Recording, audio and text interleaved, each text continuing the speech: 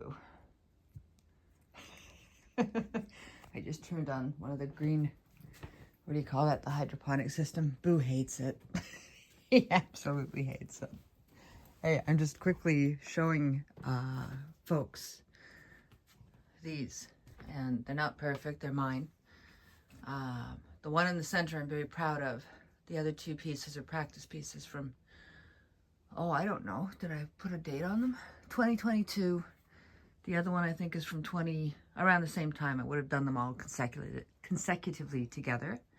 So they're just practice pieces. Now I'm gonna go to the other room. And then there's Boo. Hi, baby boy. He's still such a scaredy cat, but I love him. All right, gratuitous pet images. Haha. I am doing watercolor studies at the moment, and my subject of choice at the moment is roses, because I have multiple other subjects like frogs, lily pads that I'm working on for a different project that is what we're going to call work related. So in order for me to get something done and make it look right, this is from around Christmas. I was just experimenting with washes. This is from a bouquet that I did around the holidays. Again, more of an experimental piece, but I had the time and I was keeping my artistic skills loose. And this is something I plan on doing. It is just some washes. I will turn them into roses. I just put down some wet and touch the brush. I can just see the beginning of a small rose in here. I think I can do a full rose here. I'm not sure what to do there, but I'll do a couple of these as well, just to see what I can see, right? Because sometimes the watercolor speaks to me instead of me trying to copy an image. And I don't go for realism. I'm a loose, painterly-like style. But what I've done most recently is this guy. Now, it's not, the leaves are good. I'm over the moon. The little buds in the back, I got muddy in here. And then I slightly overworked it in here. But again, these are studies. So practicing the form. And I can obviously paint a rose. But these are also from my imagination. Some of them are. Some of them, again, you do a wash, and then I added some yellow to make sure that some of the roses were bright. On this particular one, I imagine, here, this isn't going to be a masterpiece of any kind. Give me a pencil.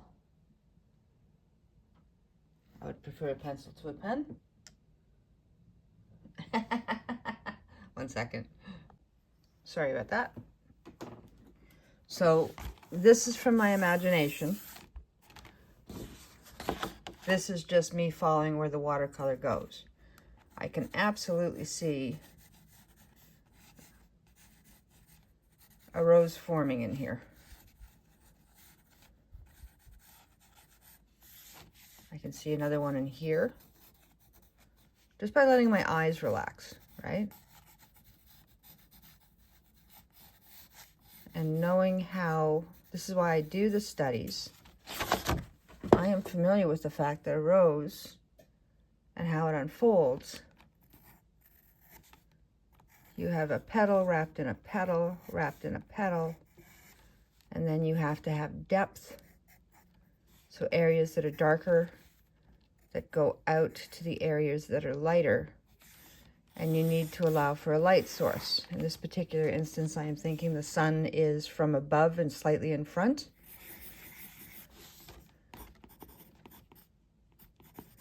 And this is just me working from my imagination. Anytime you see a triangle with me, I'm working from my imagination. I don't know why. But on this particular petal, this here is being kissed by the sun in the front. This area here, I'm going to keep darkening it so it looks like the petal is going back down to the stem. This area needs darkening. These areas need tightening. But any petal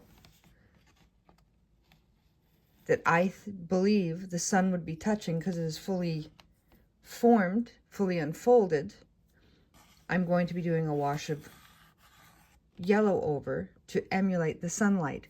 Because when you do that, and then you wash over it with some reds, or a different color, it's called glazing, you are building up depth. Because if I put blue in the cooler areas where the sun wouldn't touch something, and yellow in the areas where the sun would touch something, that gives you your depth. And it takes sometimes 4 times, sometimes as much as 7 or 8 washes of color to get that. I've done it with acrylics, but it's a different style. Watercolors, for me, I can do them. I'm happy with them. I'm very happy with my very loose style, because if I see a subject and I know it, I can do it, and it just flows. Roses are structured, and I still think this has something to do with the fact that I can't do math in my head. But I do struggle with roses more. But this is also my style too, right? Because sometimes I let your brain fill in the blanks rather than me completing a piece of work to the point where it is completely finished. I obviously have some drawing skills too. These ones were a sketch from another bouquet that I bought over the holidays. And then this one rose as it was coming to its full form. So I just wanted to give you, like, this is what's happening. Sometimes you will just see me, like with the ballerina piece, I have a larger piece in mind, but it might take me a year to get to it. Some of these will become cards. Some of these will become pieces of work that I sell individually. And some of them I'm doing for other people, which I don't want to show too much of because they're not all for me. But if they're incomplete, why not? Or if they're not, you know. So that's where that one is. Again, a little too tight and could be a little looser in here. But now I don't want to overwork it anymore, so I'm just calling it done.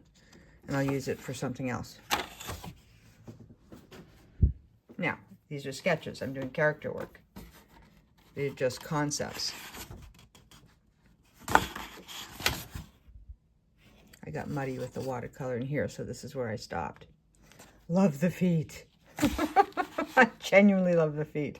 And I'm working on the foreshortening too. So when you're doing character pieces like this, sometimes the character will be in motion. But most of us, if we're going from side to side, we don't, or up and down, we don't worry too much about the placement of something that will be in our space. So something to look 3D. And that's something that I have to work on and try a few times before I get it right. I'm trying to think of, I love him. Yeah. So with foreshortening,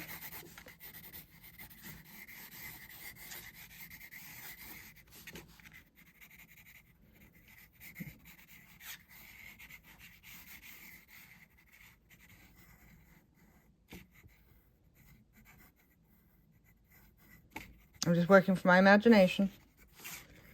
This is the forearm.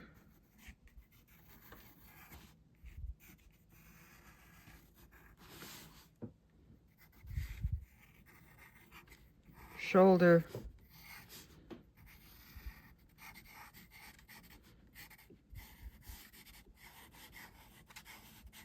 I'm just,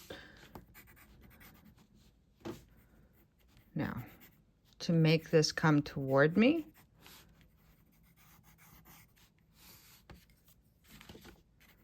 you have to exaggerate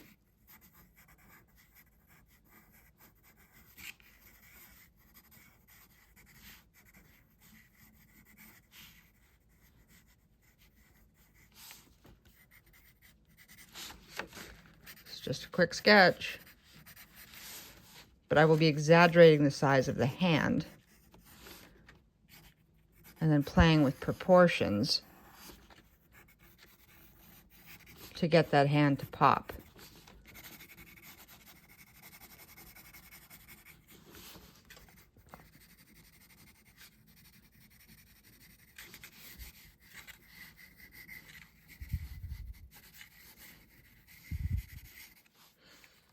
And then the other items that are further away from the camera.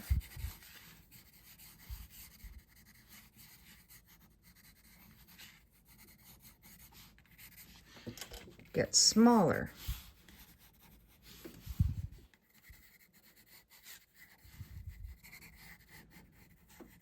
So where his shoulder here, I'll make it a little bit bigger.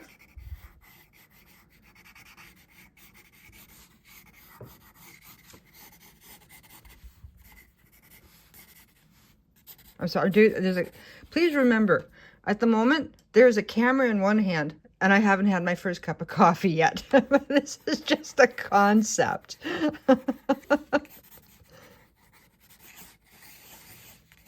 Anyways, loose sketch. So to make this one work, the shoulder would be smaller. Trapezoid, clavicle, and this one gets smaller. This one gets bigger and exaggerated. Smaller.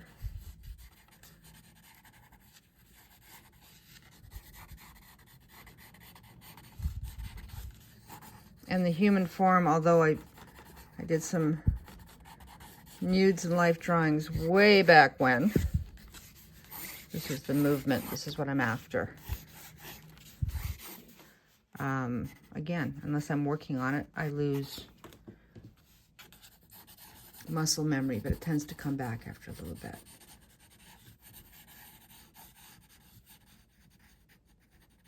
So, foreshortening. This looks further away.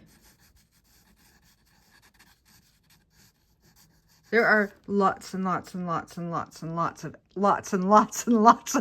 of excellent artists out there. I tend to have a lot of different projects, but this is how you create depth. And if I have it quickly, I'm playing with a frog, hitting pause. All right. So I am playing with this frog.